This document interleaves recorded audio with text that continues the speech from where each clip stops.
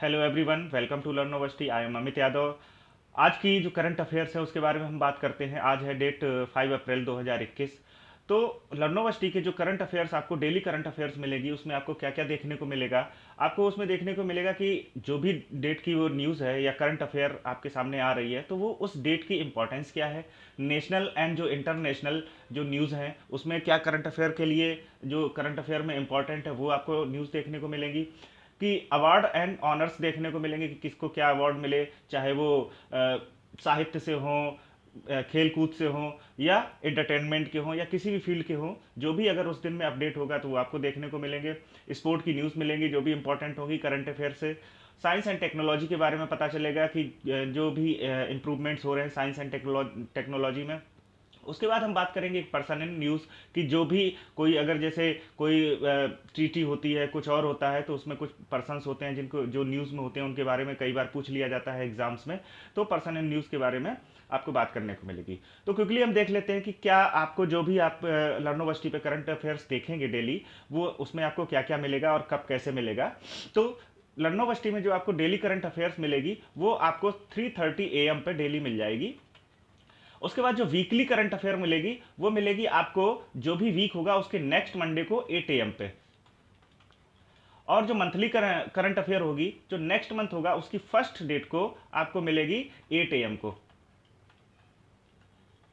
और जो yearly current affair होगी जो नेक्स्ट ईयर होगा उसकी 1 जनवरी को मिलेगी आपको सेम 8 AM पे। तो आपको डेली की डेली जो करंट अफेयर मिलेगी वो 3:30 AM पे आपको मिल जाएगी। तो आप इसके साथ जुड़े रहिएगा। यहाँ पे जो भी करंट अफेयर बताई जाएगी वो सिर्फ और सिर्फ current affair point of view से बताई जाएगी। आज की डेट के जो भी इंपॉर्टेंट टॉपिक्स हैं उसके बारे में हम डिस्कशन कर लेते हैं कि आज इस पूरे वीडियो में आप क्या क्या देखने वाले हैं। तो सबसे पहले हम देखेंगे कि जो आज आज की डेट है 5 अप्रैल, वो उसका जो इंपॉर्टेंस क्या है वो हम चेक करेंगे कि क्या इंपॉर्टेंस है इस डेट की।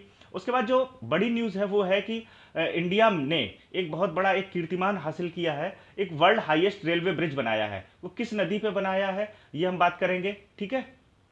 उसके बाद हम बात करेंगे कि गोवा ने एक लोकायुक्त को अपॉइंट किया है। लोकायुक्त के बारे में हम क्यों बात करेंगे, कैसे बात करेंगे, वो हम आगे पता करेंगे कि क्या लोकायुक्त होते क्या है, लोकायुक्त का एक्ट क्या है, कौन कौन लोकायुक्त हो सकते हैं। तो इसके बारे में जानकारी के लिए हम इस लोकायुक्त की न्यूज़ के बारे में हम बात करेंगे, क्योंकि कई बार एग्जाम्स में आ जाता है कि कोई भी अगर अथॉरिटी है उसको अपॉइंट कैसे किया जाता है, अपॉइंट करने के क्या क्या नियम होते हैं, किस नियम के अकॉर्डिंग उसको अपॉइंट किया जा सकता है, और उसकी एलिजिबिलिटी क्या होनी चाहिए। तो इसके बारे में हम जानने के लिए हम इस न्यूज़ को डिस्कशन में लाएंगे।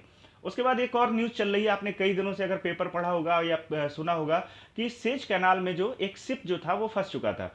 तो वो शिप की जो बैकलॉग्स थे, यानी कि शिप 2-3 दिन पहले आपका शिप निकल गया था वहां से, लेकिन जो बैकलॉग्स यानी कि जो शिप्स थे उस सेज कैनाल को क्रॉस करने के लिए जो खड़े थे, क्योंकि शिप वहां पे फंसा हुआ था तो सेज कैनाल से कोई भी शिप निकल नहीं पा रहा था, तो जो खड़े थे उनका बैकलॉग भी खत्म हो गया है। तो इसके बारे में हम बात करेंगे, इसलिए बात करेंगे कि सेज कैनाल है क्या, ऐसी और कोई भी कैनाल है वर्ल्ड में, सेज कैनाल ऑपरेट कैसे करती है, कौन इसको ऑपरेट करता है। तो इस बारे में हम जानने के लिए हम बात करेंगे कि सेज कैनाल के बारे में न्यूज़ पढ़ेंगे। उसके बाद एक और न्यूज़ आई है कि जो बिडेन जो नए यूएस के प्रेसिडेंट बने हुए हैं उन्होंने क्या किया है कि एक इंटरनेशनल क्रिमिनल कोर्ट है उसके ऑफिशियल्स पे कुछ सैंक्शंस लगाए थे, उनको सैंक्शंस को हटा दिया है। तो ये न्यूज़ इंपॉर्टेंट किस बिहाफ से है, कि इस बिहाफ से इंपॉर्टेंट इस न्यूज़ को बनाया गया है कि हम बात करेंगे कि इंटरनेशनल क्रिमिनल कोर्ट है क्या, इसका हेडक्वार्टर कहाँ पे है, ठीक है। तो इस बारे में हम बात करेंगे, तो इसलिए इस न्यूज़ को हम देखेंगे। तो चलते हैं पहले न्यूज़ की तरफ। Day of importance, day of importance में 5 अप्रैल जो है आपका आज का डेट, इसको मनाया जाता है नेशनल मैरीटाइम डे के रूप में। जो इंडिया में ये मनाया जाता है नेशनल मैरीटाइम डे के रूप में। तो इसका जो सबसे पहले ये नेशनल मैरीटाइम डे मनाया गया था वो मनाया गया था 5 अप्रैल 1964 को मनाया गया था। और जो इसका थीम है वो क्या है, sustainable shipping for a sustainable planet. अब ये कहता क्या है कि नेशनल, इसका इंपॉर्टेंस क्या है नेशनल मैरीटाइम डे का। नेशनल मैरीटाइम डे की जो इंपॉर्टेंस है वो है कि इंटरकंटिनेंटल कॉमर्स को बढ़ावा देने के लिए, ग्लोबल इकोनॉमी को बढ़ावा देने के लिए, जो भी शिपिंग है कि एक कंटिनेंट से दूसरे कंटिनेंट में शिप सेफली ट्रैवल करें, और इसके बारे में जागरूकता के लिए ये डे मनाया जाता है। तो अगली खबर की तरफ चलते हैं। अगली खबर है कि जो इंडिया ने जो एक कीर्तिमान हासिल किया है कि इंडिया ने वर्ल्ड का हाईएस्ट रेलवे ब्रिज बनाया है। तो वो कहाँ पे बनाया है? वो बनाया गया है चेनाब रिवर के ऊपर, जो है आर्क ब्रिज है। इसके बारे में हम बात करेंगे कि आर्क ब्रिज क्या है। तो ये जो आर्क ब्रिज बना हुआ है, ये क्या है? वर्ल्ड का highest railway bridge over Chenab river. ठीक है, जम्मू कश्मीर में आपके यहाँ आपको पता होगा कि चेनाब रिवर बहती है, उसके ऊपर एक ब्रिज बनाया गया है, रेलवे का ब्रिज, जो वर्ल्ड के हाईएस्ट रिवर ब्रिज का दर्जा हासिल करने वाला है। ठीक है, तो ये कंप्लीट है, बस ऑपरेशन में आने वाला है। तो इसके बारे में जब ऑपरेशन में आएगा तो और हम बात करेंगे। आज हम इसके बारे में बात कर लेते हैं कि ये ब्रिज है क्या, कैसे बना, इसकी लेंथ क्या है, इसकी हाइट क्या है, तो क्यों क्यों ये वर्ल्ड का हाईएस्ट रेलवे ब्रिज है। तो जो ये रेलवे ब्रिज है, इसकी जो डेक हाइट है, यानी कि जो रिवर बेड से, रिवर बेड का मतलब है जो उसका जहां से जमीन है रिवर की, वहां से जो हाइट है वो 359 मीटर्स की है। ठीक है, और जो जो रिवर की सरफेस से है, रिवर की सरफेस जहां से पानी खत्म होता है, वहां से जो इसकी हाइट है वो 322 मीटर्स की है। तो ये वर्ल्ड का हाईएस्ट जो ब्रिज है वो बनके तैयार हुआ है। और ये ब्रिज की जो लेंथ है 1315 मीटर की है, यानी कि अराउंड 1.3 किलोमीटर की जो इसकी लेंथ है। आर्क जो स्पान है इस ब्रिज का वो है 467 मीटर। आर्क स्पान मतलब जो एंड टू एंड डिस्टेंस है वो है आपकी 467 मीटर्स की। This makes the Chenab bridge the world highest railway bridge, यानी कि ये जो सारे फीचर्स हैं इसके, ये इस ब्रिज को वर्ल्ड का हाईएस्ट रेलवे ब्रिज बनाते हैं। ठीक है, तो इसके बारे में हम देख लेते हैं कि इसकी इंपॉर्टेंस क्या होगी। सपोज आप जम्मू कश्मीर के बारे में सभी लोग थोड़े बहुत अवेयर होंगे, या सभी लोग जानते हैं, जो भी तैयारी कर रहा है वो और अच्छे से जानता होगा कि जम्मू एंड कश्मीर हमारे लिए स्ट्रेटेजिक पॉइंट ऑफ व्यू से भी इंपॉर्टेंट है और टूरिज्म के लिए भी इंपॉर्टेंट है। ठीक है, तो जो ब्रिज ये है वो दिखेगा कैसा? जो दिख रहा है वो इस टाइप का ये ब्रिज दिखेगा। ठीक है, तो ये जो चेनाब पे ब्रिज बना है, ये रेलवे के पॉइंट ऑफ व्यू से कैसे इंपॉर्टेंट है, इसके बारे में हम बात कर लेते हैं थोड़ी। आपको सबको पता होगा कि माता वैष्णो देवी तक, कटरा तक जो रेलवे लाइन आपकी कंप्लीट है, और यहाँ से आप न्यू दिल्ली से या कंट्री के किसी भी पार्ट से आप यहाँ तक ट्रेवल कर सकते हैं, कटरा तक। और एक जो रेलवे पैच है जम्मू एंड कश्मीर का, जो बनिहाल से बारामूला तक जाता है श्रीनगर होते हुए, वो भी कंप्लीट था, उस पर भी रेलवे ऑपरेशन में थी। लेकिन जो एक पैच था ये आपका कटरा से बनिहाल तक का, ये ऑपरेशन में नहीं था। तो इसमें होता क्या था कि टूरिज्म में भी क्या होता था कि आपको बाई बस, बाई कार या अदर तरीकों से आपको श्रीनगर तक पहुंचना पड़ता था, या आपको आगे लेह लद्दाख जाना है तो अदर तरीकों से पहुंचना पड़ता था। लेकिन इस रूट के बन जाने से क्या होगा कि आप रेलवे से आप श्रीनगर तक, बारामूला तक आराम से ट्रेवल कर सकते हैं। और दूसरा, हमारी इंडियन आर्मी के लिए भी ये इंपॉर्टेंट रहेगा कि जो इंडियन आर्मी के भारी भारी सामान हैं, इंडियन आर्मी है, वो आराम से ट्रेवल कर सकती है अगर ये रूट पूरा कंप्लीट हो जाए। तो ये रूट टोटल है लगभग 111 किलोमीटर का जो रूट है, ये बनके तैयार है और इस पर रेलवे ऑपरेशन करने वाली है। तो इससे आपको पता चलता है कि थोड़ा बहुत जम्मू कश्मीर भी आपने घूम लिया, कि अब आपको अगर जाना होगा तो आप यहाँ से कहीं से भी इंडिया के किसी भी पार्ट से जाना चाहेंगे तो वहाँ से रेलवे सीधे टिकट आप बुक कराएंगे, कहाँ का? श्रीनगर का या बारामूला का, या जहाँ आपको जाना है, कटरा का जाना है, जम्मू जाना है, तो आप डायरेक्ट यहाँ श्रीनगर तक रेलवे से पहुँच सकते हैं। तो आगे की जो न्यूज़ है उसके बारे में हम बात करते हैं कि जैसा कि मैंने बताया कि गोवा ने एक नए लोकायुक्त को अपॉइंट किया है। लोकायुक्त होते क्या है, इनके बारे में हम थोड़ी देर में बात करेंगे। तो जो नए लोकायुक्त को अपॉइंट किया है वो कौन है? वो है जस्टिस जो है रिटायर्ड अंबादास जोशी जी। इनको गोवा ने नया लोकायुक्त अपॉइंट किया गया है। लोकायुक्त जो नए अपॉइंट किए वो क्यों किए कि जो पुराने यहाँ के लोकायुक्त थे, justice retired mister Prafulla Kumar Mishra, इन्होंने रिजाइन कर दिया था 6-7 महीने पहले, कहते हुए कि गोवा की जो गवर्नमेंट है ये हमारी बात सुन नहीं रही है। अच्छा, अब लोकायुक्त अपॉइंट क्यों किए जाते हैं? लोकायुक्त होते क्या है? तो लोकायुक्त का जो एक पोस्ट बनाई गई, आपने सबने देखा होगा, एक हमारे कंट्री में बहुत बड़ा मूवमेंट चला था जो अन्ना हजारे के नेतृत्व में चला था। उसके बाद से लोकायुक्त अपॉइंट किए जाने लगे। एक एक्ट आया जो कि था लोकपाल एंड लोकायुक्त एक्ट 2013। तो लोकायुक्त ये काम क्या करते हैं? लोकायुक्त काम करते हैं जो भी किसी स्टेट की गवर्नमेंट होती है उसके करप्शन पे नजर रखते हैं कि अगर कोई करप्शन तो नहीं कर रहा है, अगर करप्शन कर रहा है तो उसके बारे में पता करना। तो लोकायुक्त का काम क्या है? किसी भी गवर्नमेंट के ऊपर नजर रखना। तो आपको पता भी होगा कि अगर किसी के गवर्नमेंट के ऊपर नजर रखी जाती है तो लोग कुछ ना कुछ करते हैं अपने आप को बचने के लिए, नेता लोग हैं। तो पॉलिटिक्स की बातें हम नहीं करते हैं, तो सिर्फ हम बात करते हैं क्या लोकायुक्त का काम क्या होता है, कि लोकायुक्त का काम है किसी भी स्टेट गवर्नमेंट के ऊपर नजर रखना, करप्शन के ऊपर। अब लोकायुक्त हो कौन सकता है? लोकायुक्त हमारा जो चीफ जस्टिस हैं, रिटायर्ड चीफ जस्टिस हो सकते हैं इंडिया के। उसके बाद जो जज हैं सुप्रीम कोर्ट के रिटायर्ड, वो हो सकते हैं। उसके बाद कुछ एमिनेंट पर्सनैलिटीज भी हो सकती हैं। वो एमिनेंट पर्सनैलिटीज कौन सी होंगी? वो होंगे जिनके पास मिनिमम 25 ईयर्स का एक्सपीरियंस होगा। और कहाँ कहाँ का एक्सपीरियंस होगा कि एंटी करप्शन पॉलिसीज पे अगर एक्सपीरियंस है, पब्लिक एडमिनिस्ट्रेशन पे एक्सपीरियंस है, विजिलेंस पे एक्सपीरियंस है, फाइनेंस पे एक्सपीरियंस है, इंक्लूडिंग इंश्योरेंस। ठीक है, इन सब चीज़ों पे अगर उनको 25 ईयर का एक्सपीरियंस है तो वो ये लोकायुक्त बन सकते हैं। इनके साथ साथ बैंकिंग, लॉ एंड मैनेजमेंट, इन सब चीज़ों के बारे में अगर एक्सपीरियंस है तो वो एमिनेंट पर्सन्स जो हैं वो लोकायुक्त बन सकते हैं। तो ये जो न्यूज़ थी वो कहाँ कहाँ किस लिए इंपॉर्टेंट थी कि जो लोकायुक्त एक्ट है जो आपका वो कौन सा एक्ट है? The Lokpal and Lokayukta act 2013। उसके बाद में ये कौन कौन बन सकते हैं लोकायुक्त, अगर आपसे पूछ लिया जाए तो कौन होंगे? सबसे पहले जो एलिजिबिलिटी है वो क्या है कि retired chief justice of India हो सकते हैं लोकायुक्त। उसके बाद जज हो सकते हैं जो सुप्रीम कोर्ट में रहे हों। उसके बाद कुछ एमिनेंट पर्सन्स हो सकते हैं जो कि इन सारी बातों पे जिनको मिनिमम 25 ईयर्स का एक्सपीरियंस हो। नेक्स्ट न्यूज़ है आपकी सेज कैनाल के ऊपर कि सेज जो न्यूज़ आपकी आज की डेट की न्यूज़ है वो बताती है कि सेज कैनाल पे जो शिपिंग बैकलॉग था वो खत्म हो गया है। शिपिंग बैकलॉग का मतलब क्या है कि सेज कैनाल जो भी कैनाल है, या कह सकते हैं कि अगर रोड है, रोड पे ट्रैफिक जाम हो जाए तो उस किसी भी पॉइंट पे अगर ट्रैफिक जाम होता है तो उससे आगे उससे पीछे बहुत सारी गाड़ियां जो लाइन में लग जाती हैं तो उनको निकालने के लिए कुछ टाइम लगता है, तो वो टाइम अब खत्म हो चुका है। यानी कि जो सेज कैनाल पे जो बैकलॉग था शिप्स का, जो शिप्स कैनाल के दोनों तरफ खड़े हुए थे उसको क्रॉस करने के लिए, वो खत्म हो चुका है।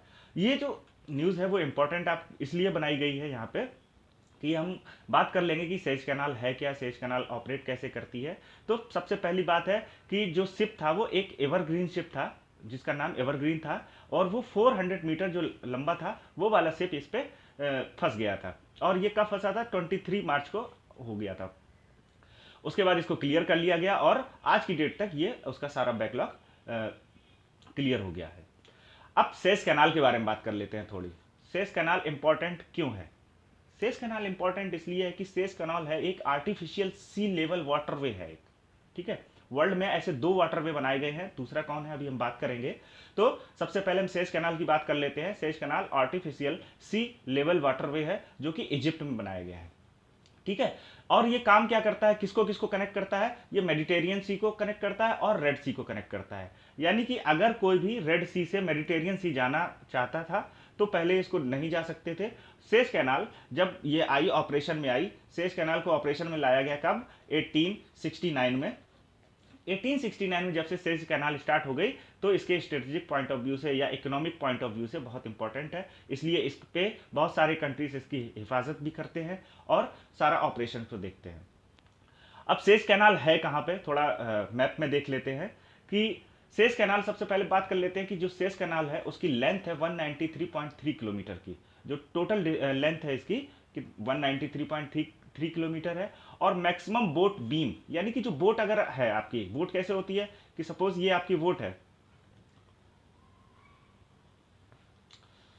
ठीक है, ये आपकी बोट है, तो जो इसकी इस पॉइंट से इस पॉइंट की डिस्टेंस है वो कितनी है? जो कैनाल की जो है वो बोट कितनी बड़ी पास कर सकती है? वो 77.5 मीटर की। और ये जो जितनी डेप्थ की जो बोट पास कर सकती है इससे वो है 20.1 मीटर की।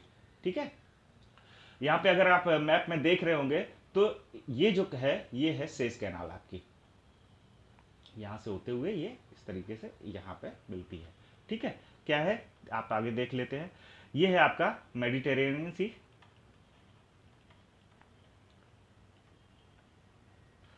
मेडिटेरियन सी है ये। ठीक है, मेडिटेरियन सी को रेड सी से ये कनेक्ट करती है, कहाँ से? इस पॉइंट से। और ये सारा जो है ये इजिप्ट के अंदर का पॉइंट है, तो इस पॉइंट से ये कनेक्ट करती है। और अगर वर्ल्ड के मैप में इसको देखें तो इसकी क्या इंपॉर्टेंस रहेगी? तो सबसे पहले अगर हम देखें तो ये हमारा इंडिया कंट्री है। ठीक है, इंडिया से अगर हम रेड सी को अगर चेक करें तो कहाँ है? रेड सी आपका ये इजिप्ट है, रेड सी ये हो गया आपका, और ये हो गया आपका मेडिटेरेनियन सी। ठीक है, अब आप देखें अगर कोई भी इंग्लैंड से, ठीक है, यूनाइटेड किंगडम से, या इधर जर्मनी से, फ्रांस से, स्पेन, पुर्तगाल, ये सारे कंट्रीज हैं, तो इनसे अगर आपको आना होता था तो आप किस रूट से आते थे? पहले एंशियंट जो रूट था जब तक ये सेज कैनाल नहीं थी तो इस रूट से आपको यहाँ तक आना पड़ता था, ठीक है, यहाँ पे आप मुंबई में लैंड कर सकते थे। लेकिन सेज कैनाल बनने से क्या हुआ कि जब यहाँ पे सेज कैनाल बना दी गई तो ये जो डिस्टेंस थी वो क्या हो गई, छोटी हो गई, जिससे कि इकोनॉमिक फायदे मिले। जो आपका सी था, जो ट्रांसपोर्टेशन था, वो यहाँ से यहाँ तक इजी हो गया, ये पूरा रीजन इससे फायदे में आया। तो सेज कैनाल का जो आपको इंपॉर्टेंस आपको शायद दिमाग में बैठ गई होगी कि ये सेज कैनाल है क्या, ये मेडिटेरियन सी को और रेड सी को जोड़ती है, ठीक है। और इकोनॉमिक पॉइंट ऑफ व्यू से जो आप गल्फ कंट्रीज के, यहाँ पे बहुत सारे कंट्रीज हैं जिनको क्या चाहिए, ऑयल चाहिए, तो यहाँ से आपके जितने गल्फ कंट्रीज हैं यहाँ से आराम से ऑयल जा सकता है पूरा, यहाँ से ये पूरे रूट से, और यहाँ से जो भी आपको चाहिए तो वो इस पूरे रूट पे सप्लाई हो सकता है मिनिमम डिस्टेंस से। तो इसी तरीके से वर्ल्ड में एक दूसरी कैनाल बनाई गई, उस कैनाल के बारे में हम बात कर लेते हैं। तो दूसरी कैनाल क्या है, यहाँ पे आपकी कौन सी कैनाल है, आप याद रखिएगा, यहाँ पे कौन सी कैनाल है, सेज कैनाल है। और यहाँ पे जो आपका अटलांटिक ओशियन और पैसिफिक ओशियन को जो जोड़ रही थी वो कौन सी थी, पनामा कैनाल बनाई गई, जहां पे ये पनामा सिटी था।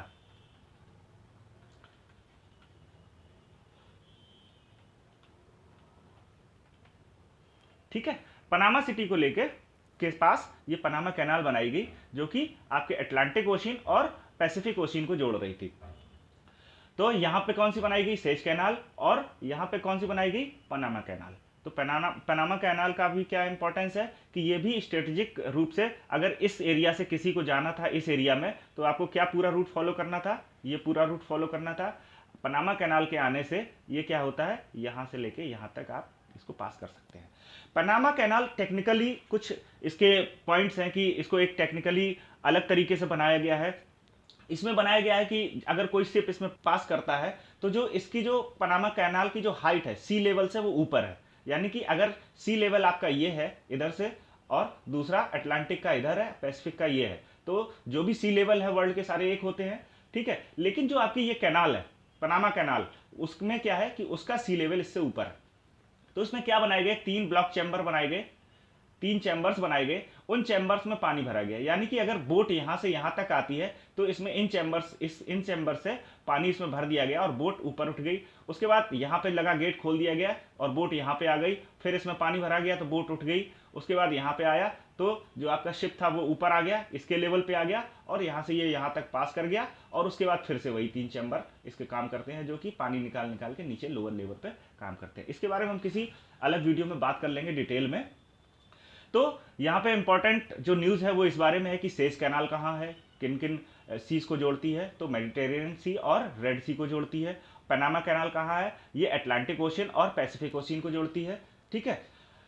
तो सेज कैनाल कब बनी, 1869 में जो ऑपरेशन में आई, और पनामा कैनाल कब आई ऑपरेशन में, 1914 में आई, ठीक है। तो ये सब चीज़ें आप याद रखिएगा, एग्जाम में आ सकती है, क्योंकि अभी ये करंट में टॉपिक, क्योंकि जो बिडेन साहब की बात करी थी हमने इंटरनेशनल क्रिमिनल कोर्ट की, तो इंटरनेशनल क्रिमिनल कोर्ट के कुछ ऑफिशियल्स थे, तो ट्रंप गवर्नमेंट जो थी इससे पहले वाली, उन्होंने कुछ सैंक्शंस लगाए थे, जो बिडेन ने उन सैंक्शंस को हटा लिया है। सैंक्शंस हटा लिए लगाए थे, वो इतना कोई इंपॉर्टेंट बात नहीं है हमारे करंट अफेयर के लिए, लेकिन जो इंपॉर्टेंट बात है वो करंट अफेयर के लिए क्या है कि इंटरनेशनल क्रिमिनल कोर्ट है क्या, कहाँ पे है। तो इंटरनेशनल क्रिमिनल कोर्ट जो है उस वो कहाँ पे है, नीदरलैंड में, जो उसका हेडक्वार्टर है, ठीक है।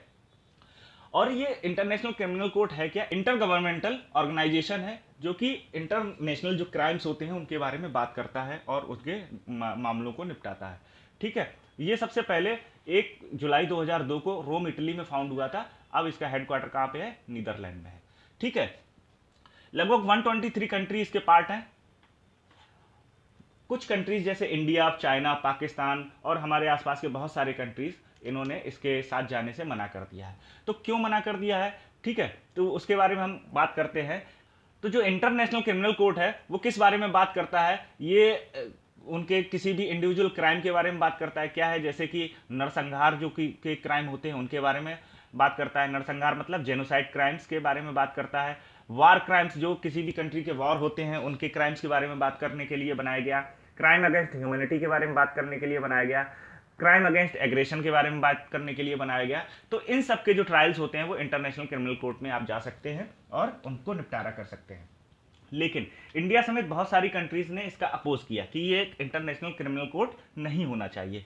इंडिया ने क्यों विरोध किया, क्या उसके इंडिया के पॉइंट ऑफ व्यू है? तो 1998 में इंडिया ने इसको जो वर्ल्ड फोरम थी उसने बोला था कि सब लोग इससे जुड़ जाइए इंटरनेशनल क्रिमिनल कोर्ट से, लेकिन 1998 में इंडिया ने इसका अपोज किया और कहा कि जब सब पहले से ही यूएन सिक्योरिटी काउंसिल है तो इस नए कोर्ट की क्या जरूरत है। उसके बाद अगर आप बात कर रहे हो कि नरसंहार के जो भी क्राइम होंगे, वार क्राइम्स होंगे और क्राइम अगेंस्ट ह्यूमैनिटी होंगे और जो एग्रेशन के क्राइम्स होंगे, इनके बारे में आप बात कर रहे हो, जो कि आप किसी भी कंट्री के, हमारे कंट्री में क्या हमारे जो कोर्ट हैं वो इन सब बातों के लिए सक्षम नहीं है? जो हमारे इंडिया का कोर्ट है, सुप्रीम कोर्ट है, हाई कोर्ट है, क्या हमारे कोर्ट इसके बारे में बात करने के लिए सक्षम नहीं है? तो जो ये जो क्राइम्स हैं इनके बारे में बात करने के लिए हमारे कोर्ट खुद से सक्षम है। इसलिए इंडिया ने कहा कि इसकी ऐसी कोई ज़रूरत नहीं है। अगर इस कोर्ट को बनाना ही है तो इसमें कुछ ऐसे क्राइम्स लाइए, जैसे कि आतंकवाद है, आपने वार क्राइम की बात कर दी लेकिन आतंकवाद की बात नहीं करी इस कोर्ट में। तो आप इस कोर्ट को अगर लाना ही चाहते हैं तो इसमें आतंकवाद की बात करिए। उसके बाद आप बात करिए क्या कि जो न्यूक्लियर वेपन्स के अटैक होते हैं इनके बारे में बात करिए। तो जो इंडिया ने कहा कि जो वार क्राइम्स हैं इसमें आतंकवाद को भी शामिल करिए और न्यूक्लियर अटैक्स को भी शामिल करिए, तो हम इसमें सोच विचार कर सकते हैं कि इसमें हमें रहना है कि नहीं रहना है। ठीक है, तो ये तो थी आज के बारे में जो इंपॉर्टेंट न्यूज़ थी। कल मिलते हैं सुबह 3:30 बजे। Thank you very much. अगर वीडियो अच्छा लगा है तो वीडियो को लाइक करिए, चैनल को सब्सक्राइब करिए और वीडियो को शेयर जरूर कर दीजिए, जिससे कि बहुत सारे लोगों को पता चल सके जो करंट अफेयर्स है। ठीक है, तो वीडियो को शेयर जरूर करिएगा। Thank you very much.